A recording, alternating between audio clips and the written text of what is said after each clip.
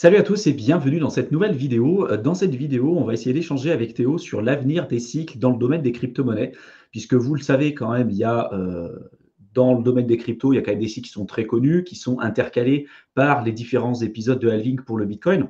Donc je répète rapidement ce que c'est le halving, c'est toutes les 10 minutes, en fait, les mineurs sont rémunérés par les frais qui ont été payés, qui ont été ajoutés sur chacun des blocs, plus les nouveaux bitcoins qui sont mis en circulation. Sur les 4 premières années, on avait 50 bitcoins qui étaient émis toutes les 10 minutes. Ensuite, les 4 années qui ont suivi, on est passé à 25, puis à 12,5, puis à 6,25, etc., etc. Jusqu'à arriver à un moment donné au nombre maximum de bitcoins, donc 21 millions. Selon les estimations, ça serait dans les années 2140, peut-être un peu avant avec l'augmentation de la puissance de minage et de la puissance de calcul. En tout cas, on serait à peu près dans ces eaux-là. Et c'est vrai que ce qu'on remarque jusqu'à maintenant, c'est que les cycles sont quand même très connus. En tout cas, ils ont quand même été très reproductibles jusqu'à présent. On a en général 2 années de période haussière, une année d'accumulation, enfin une année de tendance baissière et puis une année d'accumulation. L'idée de cette vidéo, c'est plutôt de s'interroger en fait sur l'avenir de ces différents cycles, puisque c'est pas la même chose de passer de 50 bitcoins toutes les 10 minutes à 25, forcément, ça fait une grosse transition et une grosse diminution de l'offre en circulation. Vous savez qu'à chaque fois, c'est toujours une question d'offre et de demande, hein. Plus on va avoir une demande qui va être importante avec une offre en circulation qui va diminuer, voire être réduite, plus on va avoir une augmentation positive du prix, en tout cas du coin ou du token en question, sur le long terme. Et c'est ce qu'on a remarqué. Si la demande est identique et qu'on réduit l'offre par 2, ce qui est le cas à chaque fois qu'on a un épisode de halving, forcément, on a une augmentation du prix, ce qui va entraîner des nouvelles personnes à rentrer sur le marché. Vous le savez, à chaque fois, c'est toujours la même chose. Les retail, la plupart du temps, quand le prix augmente, vont avoir envie d'acheter, et ce qui va entraîner un petit peu cette spirale, hein,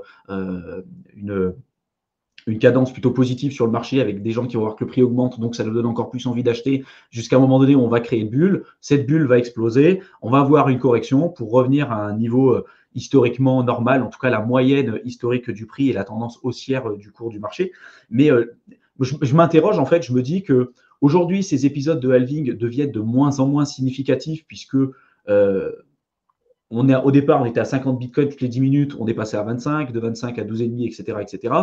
Qu'est-ce que ça va être par la suite quand on va passer de 0,001 bitcoin à 0,000001? Enfin, tu vois, à un moment donné, je pense que ça sera plus autant significatif que ça, que les cycles seront peut-être plus aussi explosifs que ceux qu'on est capable d'aujourd'hui. Et je pense, c'est ma vision, c'est que euh, les opportunités en fait sont présentes aujourd'hui parce qu'on est sur un écosystème qui est encore relativement jeune.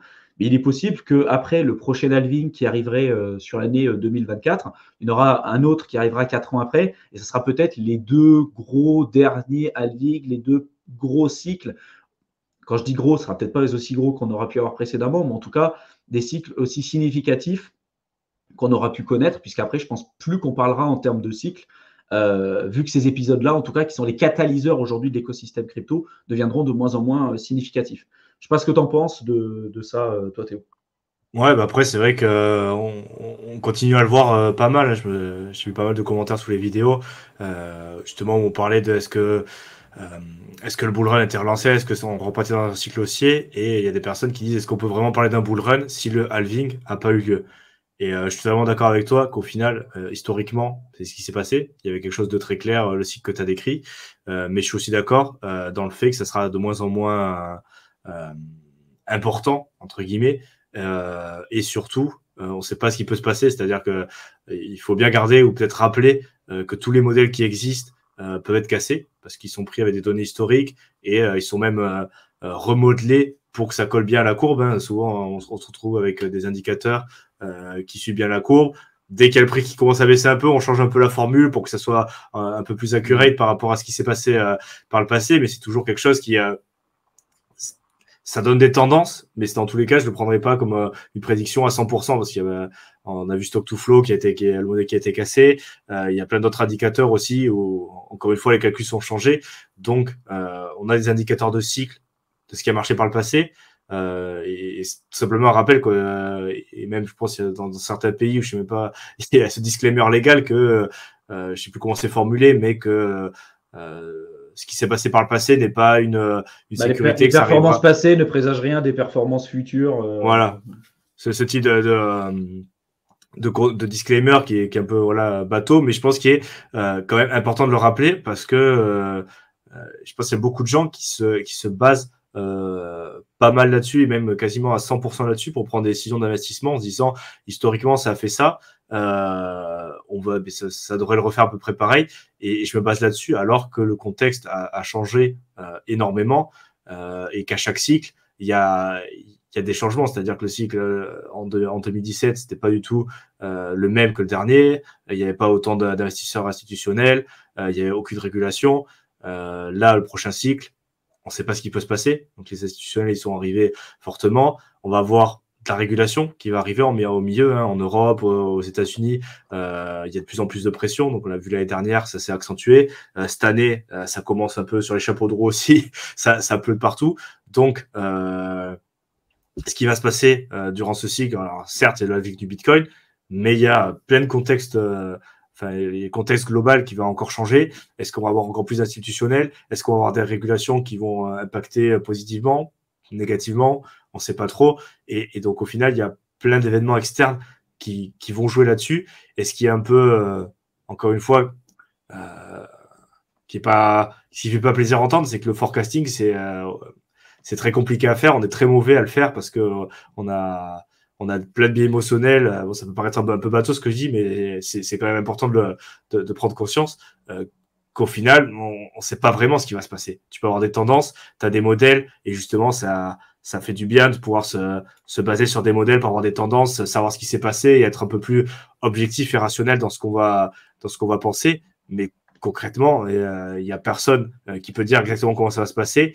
Et moi, je me mouillerais certainement pas à faire comme certains des prédictions de le Bitcoin à 1 million dans 90 jours ou le Bitcoin à 200K, à 300K, à 10K, à donner des prix et des périodes temporelles parce qu'on n'en sait rien, quoi. Sur un coup de chance, au doigt mouillé, ça peut passer, mais concrètement, personne peut avoir la garantie de ce qui va se passer dans le futur et certainement pas en se basant sur des modèles de ce qui s'est passé par le passé. Donc, à voir comment ça évolue. C'est un actif aujourd'hui qui est très très jeune. Tu vois, quand tu regardes la bourse ou l'immobilier, il y a quand même un historique qui est beaucoup plus long. Ça a connu des guerres, ça a connu des crises, ça a connu des périodes de récession. Ah, tu vois, on a quand même un recul beaucoup plus important, beaucoup plus significatif que sur la crypto.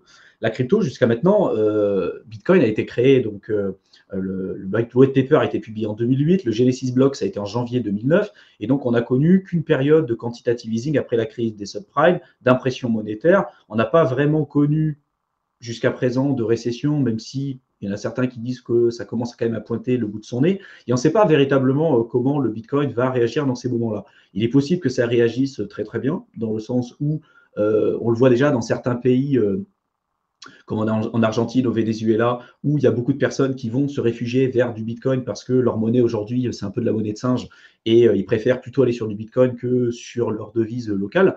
Mais aujourd'hui, ce n'est pas le cas pour notamment des personnes qui ont du dollar, de l'euro, comme ce qu'on est capable de voir aujourd'hui. Dans les pays développés, le Bitcoin, c'est plus vu dans l'inconscient et dans la majorité des cas comme un véhicule spéculatif pour gagner de l'argent rapidement. Même si théoriquement, ça n'a rien à voir avec des actions, ça n'a rien à voir avec l'immobilier et tout ce qu'on a déjà évoqué, dans l'inconscient et dans le collectif commun, c'est vu comme étant un moyen pour gagner de l'argent. Et je parle du Bitcoin, mais je parle aussi surtout des altcoins, qui là, c'est beaucoup plus la jungle.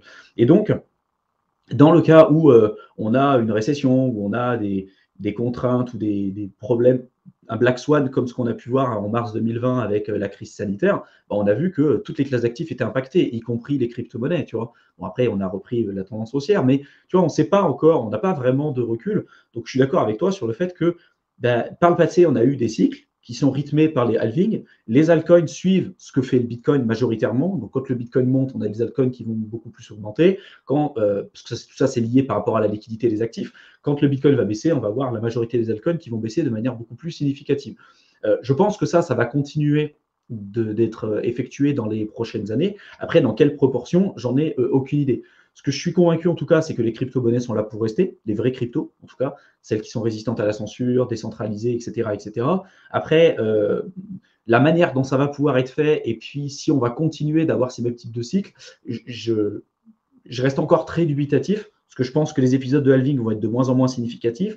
Et en plus de ça, le marché qu'on avait en 2011, on était capable de beaucoup plus, enfin avoir des multiples beaucoup plus importants parce qu'il y avait nettement moins de personnes dans l'écosystème, et puis la capitalisation de marché était quand même nettement plus faible que celle qu'on a aujourd'hui. C'est pas la même chose de passer d'un actif à 10 millions à 100 millions que de le passer, je sais pas, de 1 trillion, le marché crypto aujourd'hui c'est 1 trillion de dollars général, hein, le marché crypto général, de passer d'un 1 trillion à 10 trillions. Fidelity dit que la crypto, ça peut être un marché, de plusieurs centaines de trillions dans les prochaines années, en prenant en compte les NFT, le métaverse, le côté réserve de valeur, etc., etc.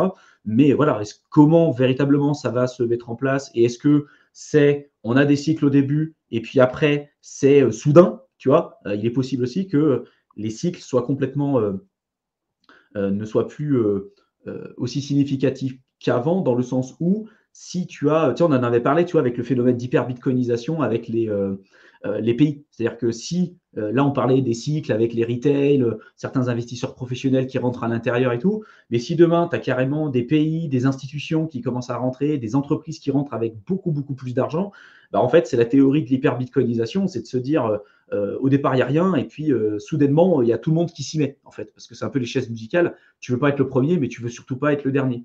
Il y a le Salvador qui commence à être scruté et regardé par pas mal de pays qui pourraient potentiellement être intéressés par les décisions qui ont été prises là-bas.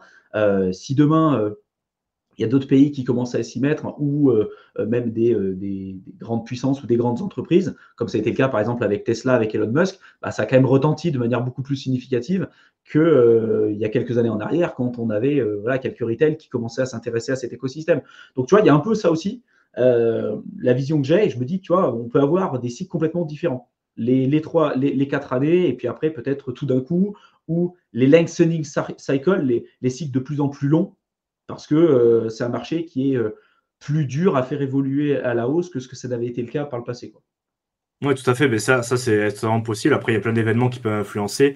Moi, je vois bien aussi, pourquoi pas, un changement, et ce qu'on a dit au début, du tempo et de la fréquence, parce que là, c'était très confortable de se dire, ben, un cycle en crypto, c'est 4 ans, il y a machin, il y a 2 années de phase haussière, une phase machin, et c'était hyper timé, et c'est vrai que sur les premiers cycles, c'est ce qui s'est passé. Mais, comme on l'a dit, le contexte peut changer, ça peut mettre plus de temps à se dérouler, et on ne sait pas dans quelle proportion et la physionomie, la tête que ça peut avoir. Comme tu l'as dit, ça peut très bien être une phase très lente d'accumulation, et tout d'un coup c'est exponentiel, bam, ça fait un pic et ça redescend. Ou alors peut-être pas, ou alors ça va monter peut-être très doucement, ça va s'allonger, du coup on va se retrouver avec peut-être 2 ans de bear market, 2 ans de bear market, 2 ans d'accumulation, et 2 ou 3 mois de phase exponentielle, et après on repart sur un bear market encore plus long. On n'en sait rien. Par contre, ce qui est sûr, et là on peut dire sans trop se tromper, c'est qu'il y aura des cycles. Il y aura des cycles, ça montera, ça descendra. Ce qu'il dit Marx dans son bouquin les cycles du marché. Il n'y a jamais tout qui monte en continu et ça descend jamais en continu. Il y aura toujours des fluctuations avec du bear market, du bull run. Dans quelle proportion, sur quelle période de temps, je pense que ça c'est amené à changer. Par contre, il y aura toujours des opportunités à saisir, parce que il y aura toujours des cycles, même s'il y a l'hyper-bitcoinisation, pour reprendre ton exemple, parce que c'est précis. Même dans ce cas-là, il y aura des fluctuations. Après, ce que je pense aussi, c'est que les fluctuations sur les cryptos du top, les plus anciennes et celles qui sont plus capitalisées, comme tu l'as dit, avec le volume qu'il y a et le market cap que ça a, il y aura de moins en moins de volatilité, et tout simplement parce que mathématiquement, pour faire bouger le market cap avec les volumes qu'il y a, il faudra de plus en plus de puissance financière, et on devrait voir une atténuation, et c'est ce qu'on a vu sur les derniers cycles. On est passé sur des multiples d'un fois 17, un fois 8, on est passé à un fois 2,5, 3, enfin je sais pas trop, mais alors vous voyez un peu l'ordre de grandeur, encore une fois, où à chaque cycle, on a un mouvement de prix par rapport au plus haut précédent qui s'atténue un petit peu, et c'est un peu normal que, comme on l'évoquait, avec de plus en plus de retail, de plus en plus de personnes, avec une volatilité peut-être un peu moins importante qui va aussi diminuer, mais des rendements qui vont diminuer aussi. Et ça, je pense que dans le futur, on l'aura sur les cycles, des cycles peut-être plus longs, moins intenses, avec du coup peut-être moins de volatilité, mais aussi des possibilités de gains peut-être un peu inférieures. Donc c'est un peu tout ça à prendre en compte et on verra comment ça se passe. Mais c'est sûr que la crypto-monnaie, il y a encore, c'est assez jeune, même si certains disent que ça commence à plus être tout jeune. Le marché dans son ensemble est quand même assez jeune et il y a beaucoup de risques, mais aussi beaucoup d'opportunités. Et avec les régulations et l'adoption en général, je pense que ça va se lisser. Mais du coup, c'est toujours entre les deux. Est-ce que tu veux prendre beaucoup de risques maintenant pour profiter des opportunités tant qu'il y a encore des barrières à l'entrée, ou est-ce que tu préfères attendre qu'il y ait un cadre réglementaire beaucoup plus restrictif qui soit mis en place, qui amène peut-être un peu de sécurité, ça pourrait se amener à en débattre, mais à accepter des revenus ou des possibilités de rendement plus faibles, parce que c'est ce qui arrivera inévitablement dans ce cas-là, tu vois. Ouais, et puis moi, tu vois, je suis vraiment convaincu qu'aujourd'hui, vu qu'on est sur un marché jeune, les opportunités, la volatilité, les performances qu'on voit, c'est parce que justement, on est encore sur un peu le Far West, tu vois. Même si la régulation, elle commence un peu à arriver petit à petit, c'est possible parce que c'est un marché qui est très jeune, la barrière d'entrée, elle est encore énorme, mais qu'une fois que le marché est beaucoup plus implanté, beaucoup plus connu, beaucoup plus médiatisé, avec des barrières d'entrée nettement plus faibles, là, les opportunités, en réalité, sont parties.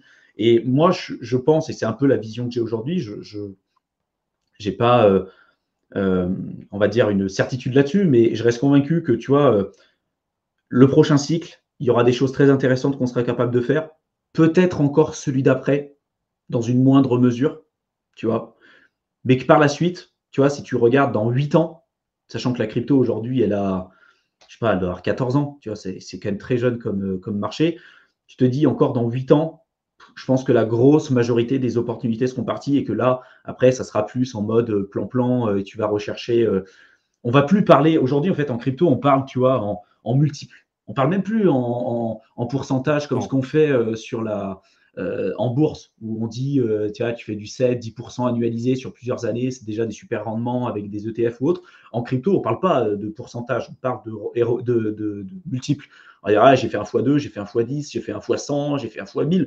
Et tu vois, ces opportunités de x10, x100, x1000, elles ont été très, très présentes les années auparavant, parce qu'il y avait très peu de personnes qui s'y intéressaient, et c'est vrai que c'était quand même beaucoup plus simple d'avoir ce genre de rendement et ce genre de multiples. Je pense que ça sera toujours possible d'avoir ce genre d'opportunité, même si ce n'est pas forcément ce que vous devez rechercher comme d'habitude, dans le cycle qui suivra, dans lequel on se retrouve à l'heure où on tourne cette vidéo. Celui qui suivra, ça sera possible, mais ça va devenir de plus en plus compliqué parce que ça se professionnalise de plus en plus. Et je pense qu'à un moment donné, on va arriver sur un écosystème qui va devenir plus mature que ce qu'il est aujourd'hui. Donc, il y a plusieurs théories que je voulais présenter. Et je vais partager mon écran. Tu rebondiras après Théo dessus. Ouais. Hop, tu vas me dire si on voit mon écran. C'est bon. Bob Ouais. Lucas. Donc, Bob Lucas, je vous invite à aller voir sa chaîne parce que c'est celui qui a vraiment très largement popularisé sous forme d'analyse technique, très compréhensible et puis je pense très efficace aussi sur les cycles des 4 ans. Il a fait pas mal de vidéos, il n'en publie pas très régulièrement non plus, mais souvent c'est quand même très pertinent et très qualitatif ce qu'il présente.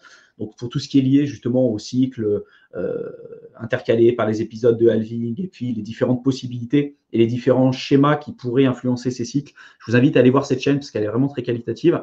Et puis après, dans une autre chaîne que je suis, qui là pour le coup n'est pas, je trouve, aussi qualitative que celle de Bob Lucas, mais qui reste néanmoins intéressante, c'est celle de Benjamin Cohen avec son site qui s'appelle Into the Cryptoverse, qui lui est très très très axé sur l'analyse technique, mais qui a été le premier à populariser les cycles, les lengthening cycles, donc les cycles de plus longue durée. C'est-à-dire de se dire, bah, voilà, au départ, on avait des cycles de 4 ans parce que les marchés étaient très jeunes. Maintenant qu'on commence à avoir un cycle plus mature, bah, peut-être qu'on va être plus sur des cycles de 4 ans, mais des cycles de 6 ans, 7 ans, parce que les épisodes de halving auront de moins en moins d'influence.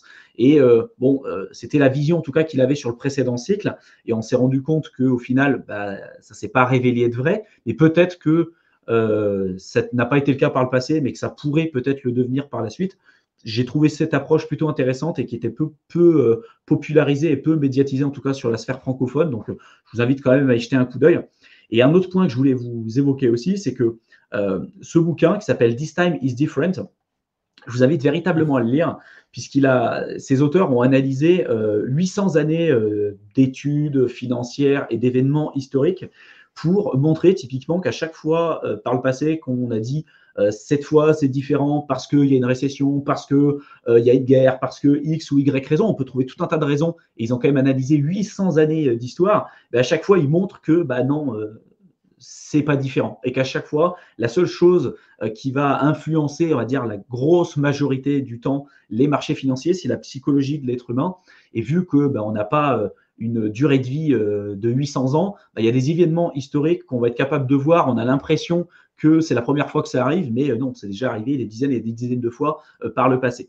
Et ce bouquin m'a beaucoup aidé, en tout cas, dans ma manière de relativiser les choses, puisque tu vois, tout à l'heure, on en parlait ensemble sur on ne sait pas comment va se comporter la crypto en cas de récession, en cas de guerre, et je suis d'accord, tu vois, sur cet aspect-là, et je suis d'accord aussi sur le fait que c'est un marché qui est très récent et très jeune, mais on revient sur le concept de this time is different, tu vois, de dire, voilà, il y a eu des cycles, il y a quand même des choses qui ont fonctionné par le passé et qui se sont révélées être vraies à chaque fois. On trouve des raisons pour dire toutes les raisons, ce pourquoi ça ne pourrait pas fonctionner, parce que la guerre en Ukraine, parce que la crise sanitaire, parce que l'impression monétaire, parce que le pivot de la Fed, parce qu'on peut trouver plein de raisons pour ça. Et en tout cas, si on se base sur ce bouquin, je trouvais ça très intéressant. Et en fait, on se rend compte qu'on retombe dans les mêmes travers qui sont décryptés et qui sont analysés dans ce livre. Alors peut-être que justement, ça fera l'exception qui confirme la règle, mais c'est toujours l'idée en fait qu'on présente avec Michael, Théo et tous ceux que vous avez l'habitude de voir sur cette chaîne, c'est que il faut faire attention au scénario que vous allez privilégier. Et l'idée, selon moi, c'est d'essayer de prendre en compte tous les scénarios. Parce que oui, vous pouvez éventuellement privilégier un scénario, mais de ne pas dire ce scénario-là, je le privilégie à 100%, comme par exemple tous ceux qui disaient le Bitcoin à 100K lors du précédent cycle haussier, et au final, ça n'a pas été le cas. Donc tous ceux qui avaient axé leur schéma narratif, leur conviction personnelle, leur investissement et leur allocation d'actifs par rapport à cette vision-là qui était le Bitcoin à 100K, quand on s'est rendu compte qu'il y avait un consensus global et qu'au final, cette vision-là ne s'est pas révélée juste, ça a mis beaucoup de personnes dans des positions très compliquées. La meilleure façon de faire, selon moi, c'est de se dire, voilà éventuellement le scénario que je privilégie, mais voilà également aussi les autres scénarios qui pourraient se révéler exister et lesquels pourraient me mettre dans des positions compliquées. Quelle est la pire situation dans laquelle je pourrais me trouver et est-ce qu'en réalité, ça pourrait me mettre à mal, ou en tout cas me mettre dans des positions difficiles, et comment je peux potentiellement me protéger. C'est en ayant une vision objective, en analysant le pour, le contre et tous les scénarios possibles, qu'on peut mettre des actions en place pour pouvoir, je pense, se protéger. Voilà ce que je voulais dire. Je ne sais pas ce que tu en penses, toi, Théo. Ouais, ben ça, c'est un peu ce que j'ai essayé d'évoquer. Alors peut-être de manière un peu différente, mais qu'en gros, système different, c'est la notion que cette fois-ci, tout a changé, où tous les événements sont réunis pour que, alors, ça, en fonction, hein, soit ça va monter indéfiniment, parce que il y aura plus jamais de correction, ça s'arrêtera plus jamais, soit ça va descendre indéfiniment, donc ça va jamais remonter, c'est mort, plus personne investira jamais là-dessus, c'est fini. Et au final, c'est jamais le cas. C'est-à-dire qu'il y a toujours des cycles, il y a toujours justement, comme tu l'as évoqué, la mentalité humaine qui rentre en jeu. Et à certains moments, tu arrives le dernier pessimiste a vendu et tu repars sur un cycle. Il y a cette notion de moyenne ou de comment ça s'appelle, retour à la moyenne. Retour à la moyenne, de moyenne séculaire aussi, de tendance générale, et au final on n'y est que très rarement, et on est toujours soit en train de descendre en dessous, d'y remonter petit à petit, on croise, et puis on part dans une phase un peu plus exubérante, où on repasse au-dessus de la moyenne, et on part dans des extrêmes à chaque fois de cycle, hein, et il y a des cycles financiers, il y a des cycles sociaux, les cycles politiques, les cycles technologiques, c'est intéressant de regarder tout ça.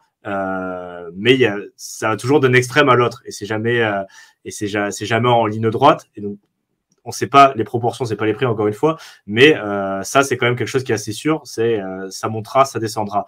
Et ce que je voulais rajouter par rapport au scénario, c'est ce qui va faire la différence aussi, justement du fait de cette incertitude sur les proportions et le timing, c'est d'avoir une stratégie qui a suffisamment de marge d'erreur. On n'insiste pas assez dessus, mais je l'ai vu très récemment. Je sais plus comment c'était formulé, mais c'était pas mal. C'est qu'au final, il faut planifier que ton plan il ira pas comme prévu, et que le meilleur plan au final c'est celui qui te permet le plus de marge de manœuvre. C'est-à-dire si tu estimes que tu vas devoir faire un retour, je sais pas, de 10% pour que ça marche bien. Si au final ça en fait 5, il faut que tu sois bien. Je vais m'expliquer mal, mais en gros, c'est en fonction de tes objectifs.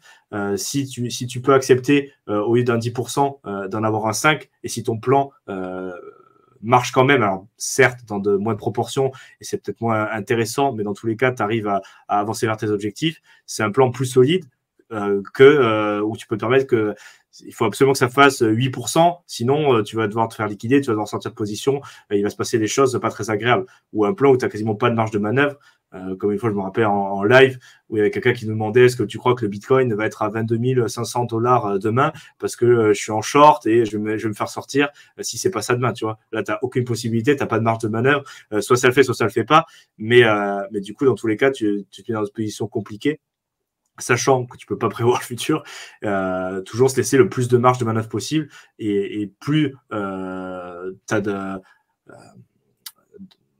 de place ou de souplesse, room for Rome, tu vois.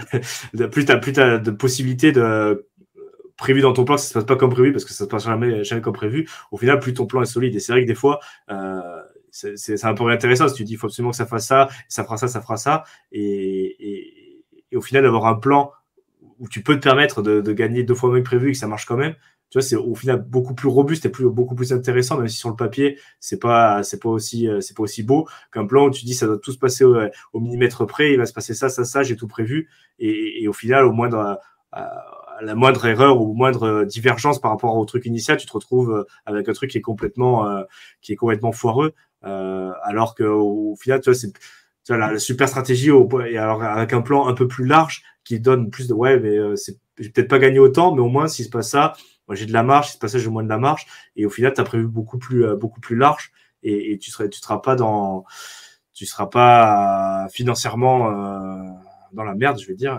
s'il se passe pas comme ce que tu as prévu, tu vois. C'est pour aller un peu ajouter à ce qu'on dit toujours des scénarios, des probabilités, c'est avoir un plan avec une marge de sécurité suffisante pour justement encaisser que ton plan marche pas, quoi. Ouais, et puis tu sais, c'est ce qu'on parlait aussi sur la vidéo qui va être publiée sur ta chaîne, sur on va dire les grands fondements, ou les points qui sont les Grande plus tendance, ouais. importants, en tout cas. Voilà, les grandes tendances et les points qui seront importants sur le long terme. Voilà, mettre en place les intérêts composés, vivre en dessous de ses moyens, apprendre à épargner, apprendre à investir, pas forcément rechercher le x100 et le x1000, mais plutôt s'intéresser au process et comprendre que la richesse, c'est pas un événement qui va arriver comme ça, du jour au lendemain. Le plus important, c'est vraiment le process, les compétences, l'expertise qu'on va être capable d'avoir, et après être capable de sécuriser ce capital et de le faire travailler correctement. Parce que c'est pas la même chose de faire travailler 10 000 € que de faire travailler 500 000, 2 millions, 4 millions, 10 millions. Et derrière, après, voilà, c'est juste des nombres. Mais si déjà on n'est pas capable de gérer correctement un capital, je sais pas, de 2 000, 3 000 €, ça sera très compliqué de pouvoir gérer des sommes d'argent qui seront beaucoup plus significatives. Et ça, je pense que ça s'apprend avec le temps, ça vient avec l'expérience. Et donc, il ne faut pas. Je sais qu'on a tendance, et nous, on est un peu pareil aussi, on est humain, hein, mais on a tendance à vouloir être pressé et de se dire ouais, la crypto, c'est le moyen le plus simple et le plus rapide pour devenir riche et tout. Et c'est vrai qu'il y a des gens qui ont réussi à devenir riches, à gagner beaucoup d'argent très rapidement, et bien plus rapidement que ce qu'il aurait fallu faire en utilisant d'autres classes d'actifs plus implantées comme la bourse, l'immobilier. Et je pense qu'on peut faire un alliage un petit peu entre les deux, entre des personnes qui vont dire rechercher forcément des x100 ou des x1000 dans la crypto-monnaie, qui sont pour moi plus du gambling et pas forcément du véritable investissement pour le coup, mais comprendre aussi les possibilités d'investissement dans la crypto, que oui, faire du x10, du x20, du x30, c'est déjà exceptionnel dans la crypto, c'est possible tout en gérant son risque et en faisant attention à ses prises de décision, mais derrière comprendre que de faire du x10, du x20, du x30, c'est possible aujourd'hui, ça sera sans doute possible encore de le faire, même certainement possible, en faisant les choses correctement, en corrigeant son risque et en maîtrisant les choses sur les prochains cycles, celui dans lequel on est en train d'être à l'heure actuelle, et sans doute peut-être encore au prochain, même si ça deviendra de plus en plus rare, et comprendre que c'est possible aujourd'hui parce qu'on est encore tôt dans l'adoption du marché crypto, mais que dans les prochaines années, ça ne sera plus le cas. Et que les x10, x20, x30, x50 que vous considérez comme étant peut-être simples, atteignables, ou on va dire très largement démocratisé dans la crypto aujourd'hui, ce ne sera absolument pas quelque chose qui sera le cas dans les 10, 15, 20, 30 prochaines années. Et pour moi, ceux qui comprendront que il faut capitaliser sur ces opportunités qu'on a aujourd'hui dans la crypto, que ça peut être un super accélérateur financier et qu'à partir du moment où on a gagné pas mal d'argent avec la crypto, ça peut être intéressant de le diversifier dans d'autres classes d'actifs, tu vois, dans la bourse, dans l'immobilier, dans ces d'autres choses-là qui sont quand même des classes d'actifs beaucoup plus implantées. Je pense que ces personnes-là se retourneront dans plusieurs années et se diront qu'ils auront sans doute pris la bonne décision parce qu'il y a des gens qui ont gagné beaucoup d'argent dans la crypto, qui restent uniquement dans la crypto, qui font que à chaque fois réinvestir l'argent qu'ils ont et ça a peut-être très bien fonctionné pour eux. Mais si tu n'as pas une vraie approche, une vraie stratégie, une vraie méthode de diversification, il y a peut-être un moment donné où tu vas prendre une mauvaise décision et tu vas perdre ton capital. Tu vas penser que les fois 100 que tu avais fait, les 7, 8 dernières années précédentes, tu seras capable de le reproduire aujourd'hui, sauf que le cycle a avancé, ça sera plus possible de le faire de la même manière. Et voilà, moi, c'est ma conviction. On va terminer cette vidéo qui est bien trop longue aujourd'hui.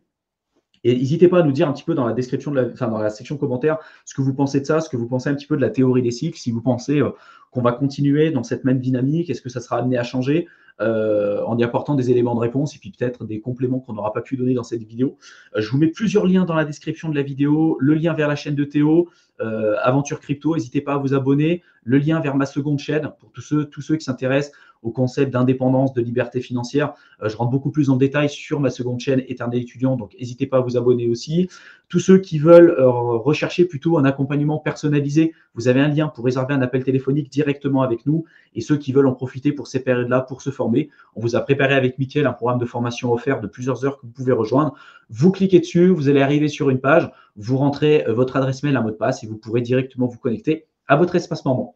On vous souhaite une excellente fin de soirée et on vous retrouve dans une prochaine vidéo. À bientôt.